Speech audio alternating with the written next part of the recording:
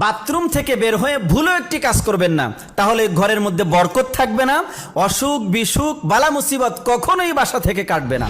আমরা এই ভুলটা প্রায় প্রত্যেকটা পরিবারেই করি, কারণ আমরা এখন আধুনিক হওয়ার কারণে আমাদের প্রত্যেকের বেডরুমের সাথে ড্রয়িং রুমের সাথে এক একটা করে টয়লেট বা বাথরুম রয়েছে। এই ভুলটি, টয়লেট আর বাথরুম ঘরের মধ্যে রাখাতে কোনো দোষ নেই, কিন্তু টয়লেট আর বাথরুম ব্যবহার করার ক্ষেত্রে একটি মাত্র ভুলের কারণে আমাদের সংসার থেকে বরকত উঠে গিয়েছে।